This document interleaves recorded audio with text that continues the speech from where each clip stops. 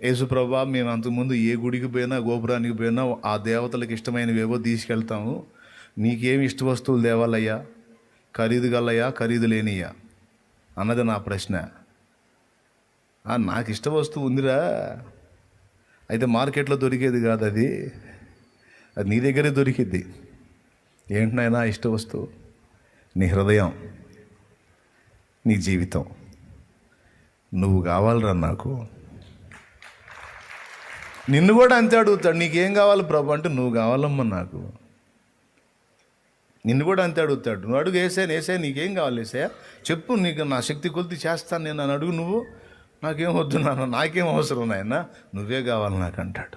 నాకేం చదువా, సంధ్య, తెలివా, అందమా, సందమా, జ్ఞానమా, వివేకమా, నాదేం మంచి బుద్ధే, నాదేమన్నా మంచి స్వభావమా, నాది ఒక చెంచల బతుకు, నాది ఒక స్థిరం లేని బతుకు.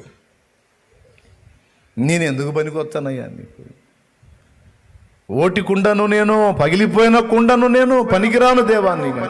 నో, నువ్వు ఉన్న రీతిని నాకు అలానే కావాలదా. నువ్వు ఉన్న రీతిగానే, వట్టి పాత్రగానే, ఖాళీ పాత్రనయ్యా, పగిలిపోయిన కుండ లాంటి వ్యక్తిని. అయినా పర్వాలేదు, నాకు అలానే కావాలదా. నేను వాడుకుంటాగా నిన్ను,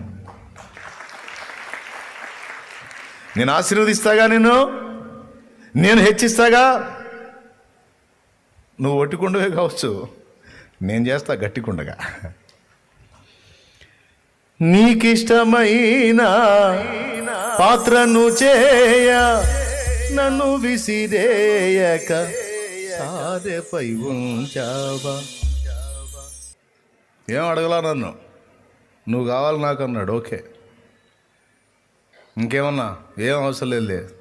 నా ప్రాణమే నీ కోసం దారిపోసాను రా పిచ్చోడు, నువ్వు నాకు ఇచ్చేదేంది? నా సర్వస్వం నీకు ఎప్పుడో ఇచ్చేసా.